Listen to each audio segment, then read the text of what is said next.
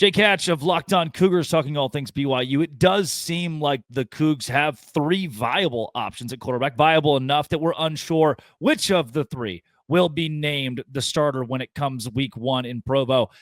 If you're a betting man, if you had to say, hey, this is the guy, who is BYU starting quarterback? If you're asking me if they're starting a game tomorrow, I would put my money on McKay Hillstead. But to your point, Drake, all three of the candidates here, Bear Bachmeyer, Trayson Bourget, and I already mentioned Hillstead. I think any one of them come game one in just over a month's time, it feels like. So we're already in July. It's a crazy thing we're playing a game next month. But that's how quickly it's going to be here. But I think if you were to ask me if they're starting a game tomorrow, it's McKay Hillstead. But I can't discount the other two come training camp over the month-long camp they'll hold in August. Yeah, Jake Retzlaff last year, QBR-wise, was 11th in the Big 12. You are losing a below-average quarterback. The 50th QBR guy in the country, somewhere around that, you're losing a below-average Power 4 Big 12 quarterback based on those numbers. Failed to throw for 230-plus yards in 9 of 11 wins, I believe is the official stat. This is not a gunslinger. He is not the end-all, be-all to quarterbacks in the conference. You didn't lose Sam Leavitt. You didn't lose Sawyer Robertson. Man, it just analytically, and I know we want to laud what he did because he helped BYU win 11 games, but analytically, you're not in the worst spot with it. You just needed an average or above-average quarterback to replace him, and BYU is kind of in the same spot from a signal caller standpoint. Am I wrong there? No, see, my argument, Drake, is that BYU among the programs in the Big 12, that if most programs would lose their starting quarterback in this manner, Drake, a lot of them would be like dead and buried. It just feels that way. But you point out that the metrics say that Jake, was a middling quarterback at best last year, and I believe that.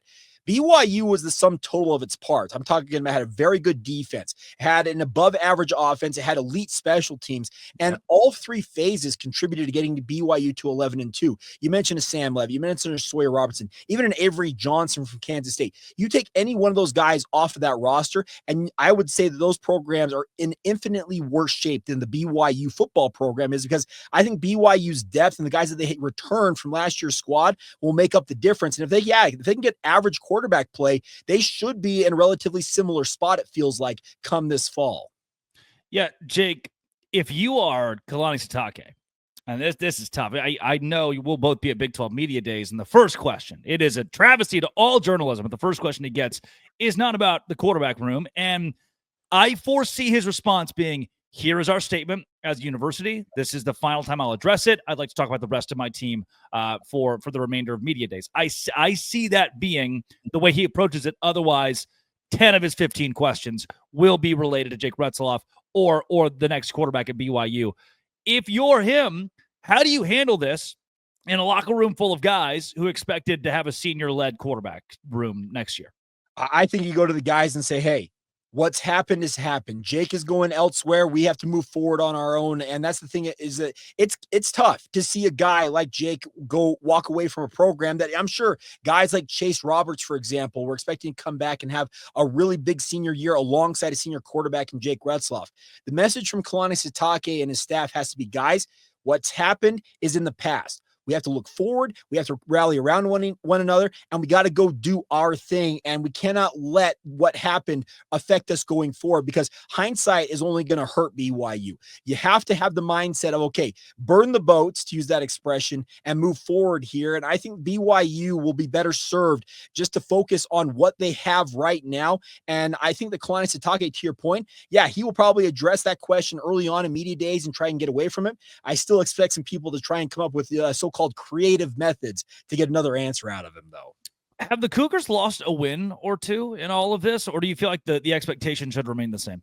I think that Jake Retzlaff's probably worth 1 to 2 wins. Yes. So I've made this argument. I'll make it here as well, is that if BYU, in my mind, I thought the ceiling maybe was like a 10-2 season this year. And I thought I would put them in the mix for the Big 12 title game and maybe a college football playoff berth, because I just think the Big 12 is going to be a dog-eat-dog conference just based on how things looked last year. So if BYU, their ceiling with Jake Retzlaff was 10-2, maybe it drops the ceiling to 8-4, 9-3 at the very best if everything goes right. But if the Big 12 is as cutthroat as it appears it could be, Drake, you can still find yourself in the mix. We all know how crazy it got towards the end of the season last year with regards to who was going to go to that Big 12 title game. So I think the biggest thing for BYU is focus on what you control the controllable narrative there. And if they do that, they could have, I think, a very successful season, all things considered. Let's take out the circumstance, which is a hard thing to do, but this is a football podcast or a college athletics podcast. Let's take out the circumstance.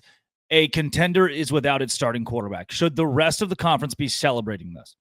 Yeah, I got no problem saying that. I cover BYU for a living, and I'm saying that. The thing is, BYU, when you lose a starting quarterback, there's just no denying that it's going to have an impact on your football program. And yes, like I said, if maybe 10-2 was their ceiling with Jake, it drops them to 8-4. Well, that probably puts them in that second tier of conference teams in the Big 12. So yeah, the other contenders, the Arizona States, the Texas Techs, the Kansas States, etc., they should be lauding the fact that BYU doesn't have their QB. Yeah, that's going to be a huge piece in all of this. Losing a senior quarterback and losing a couple of wins is obviously on the table. And I think the huge piece is locker room material for an opposing team. They now see you as this injured animal in the forest because you're without one of the most important positions in all of football. But what if? Yeah, what you got? Can I make a counterpoint to that? Because you and I both know BYU thrived last year on the disrespect card. Remember, they went to UCF as an undefeated team and were an underdog to a sub-500 UCF Knights squad. And I can tell you, that squad was irate, the fact that they were a road dog to a sub-500 team. Now that they're going to be that proverbial wounded animal, I agree that they're going to be other teams licking their chops thinking, all right, we got the Cougars right where we want them. I think BYU on the other side is going to be thinking, hey, we know what you think you got, but we're going to spring a trap on you guys, and we're going to use that disrespect card to fire ourselves up. And thanks to FanDuel.com, I was able to buy a house because BYU was an underdog against UCF in that game, which was just insanity. And the Cougars pulled it off for all of us that went to FanDuel and were involved in that action. What are the odds? I'll end it here, and I would like to get into some Pac-12 talk because you're out in the West Coast. KSL cover a ton of that stuff. Give me... what if McKay Hillstead or Bachmeier or what if one of these guys are worth 2 or 3 wins? Is there an opportunity to say, oh, shoot, we didn't understand there was kind of that diamond in the rough waiting?